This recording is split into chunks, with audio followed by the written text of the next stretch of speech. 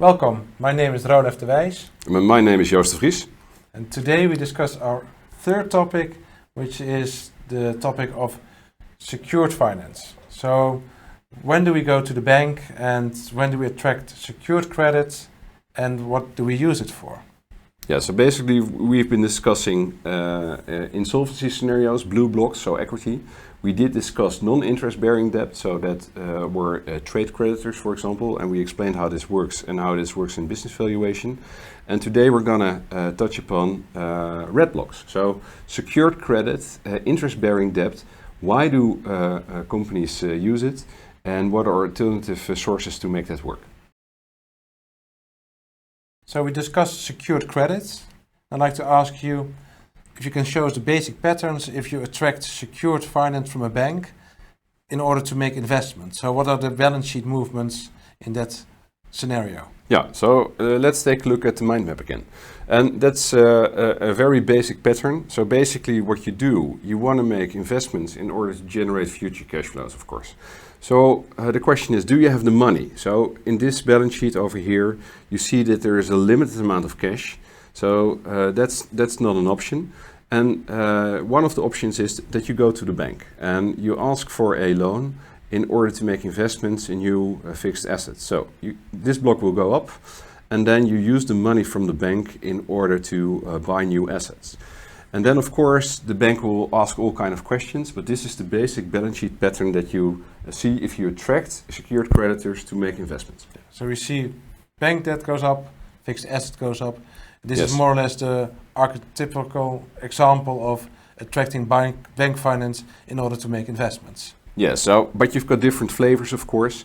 This is what we call an investment. So if you buy new fixed assets, we also call this CapEx, capital expenditures. But companies, for example, have also need for money to buy new current assets. So you can also go to the bank and ask a loan specifically for that. So this is what we call working capital facility. And this is where the bank finances your new inventory or your trade debtors. So it can be used for anything in your asset side. All right, so from a legal perspective, we said the bank is usually it's only extending interest-bearing debt. We said from a legal perspective, they're also typically requiring security rights. So we've got right of mortgage, right of pledge, floating charges. So they want to have a security right on the assets, meaning in case of insolvency, they have priority over the other creditors. Yeah, so banks tend to take, it's very simplified, two positions. So they take a look at your assets, the collateral. So what can we get in cash flows when you go bankrupt? And is it sufficient to repay your position? So that's one thing. And the second thing they look at is, how is your business running? So they take a look at your profit and loss account. So what is your business model? And are you able to generate enough cash flow in the future in order to repay the loan and to pay interest? So they take two positions. They look at collateral, green blocks, and they look at your profit and loss account. And the normal way why you go to the bank is that you have excellent plans, you want to grow, but you don't have the cash yourself in order to do so. So this is what happens in the balance sheet if you attract a loan. All right, so this is the first example of attracting secured credit. Yeah, and then let's take a look what can happen furthermore. So let's assume that this company is generating healthy cash flows and they have a decent profit. Let's do that in the mind map. So turnover is good, costs are low, so they run into profit. The profit, of course, is added to equity and it ends up at the balance sheet at the cash side. So this is all other things being equal. What can you do with the cash if there are no good plans anymore? You can try to distribute it to the shareholder in a dividend payment. And then it's very easy. All the cash you have on the bank account, you give it to the shareholder and your equity will go down with exactly the same amount. So this is what happens if you do a dividend payment. Yeah. So you saw the basic, another pattern, dividend payment, cash goes down and equity goes down with exactly the same number. Yes, that's true. So now we still have positive equity. So could the shareholder ask for more dividend, or would the company say, sorry, no more cash? So what could you do in this scenario? Equity is still 80, so is there room for a dividend payment? So of course, if you want to make a dividend payment, there's one thing you need. cash, right? So, and there's no cash anymore. So the question is there an alternative source to generate cash in order to make a dividend payment? And you can use the red block. So you go to the bank and you ask for a loan, but the loan in this specific case is not used to make investments on the green side, but you use it to make a dividend payment to the shareholders.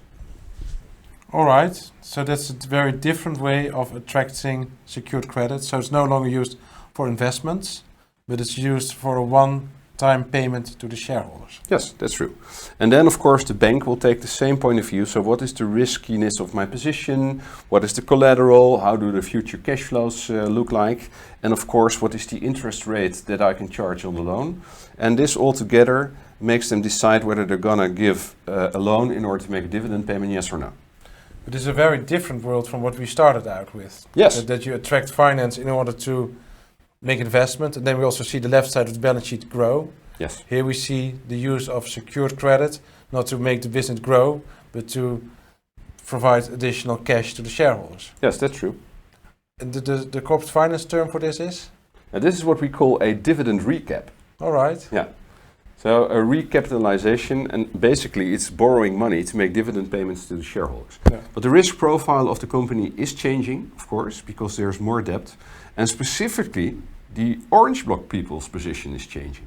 Because the chance that they will get any payment in a bankruptcy scenario is much smaller in this specific case, because there is a bigger red block in front of you that has all the assets as a collateral. So there's, and again, this is where you see that there is a risk-shifting game between the stakeholders in the blue block, the red block, and in the orange block. No. As to the term, the dividend recap, I think it's not enigmatic, it's not puzzling. I think it's just off. So the suggestion, if you hear, well, this company is being recapitalized, you think it's being strengthened. It's putting on more of a financial resilience. But I think with the dividend recap, exactly the opposite is happening. Yeah, you might change the wording, because it's not a recapitalization. Yeah. Basically, it is changing equity for debt. Yeah. Yeah, so you replace equity by debt. So to refer to this as a recapitalization, I think closer would be a dividend decapitalization. There's less capital, there's less equity in the company. All right, so what we want to show with this movie is different uses of secured credit. The benign story, the benevolent story of secured credit is that it helps businesses grow and everybody benefits, tax authorities benefit, shareholders benefit, everybody benefits. The other side, which you can also attract secured finance for, is to make different dividend distribution to shareholders. Then it's a completely different pattern. You still attract secured credit, but not to make investment. The balance sheet doesn't become longer. There's no investment in the company, but value is taken out of the company in order to make dividend payments to the shareholders. So we discussed this under the heading of dividend recapitalization, but there's also another pattern which is, from corporate finance perspective, completely the same. That's the share buyback. Yeah, the share buyback is the same pattern. So whether you call it dividend or it's a share buyback, the pattern is exactly the same. So there's cash flowing towards the shareholders, and there's a change in the balance sheet of the company. So it's the same. So even for dividend payment, whether you do it as dividend or as a share buyback, if you have cash, cash goes down, blue block goes down. It's the same pattern. All right, thank you. All right, the dividend recap.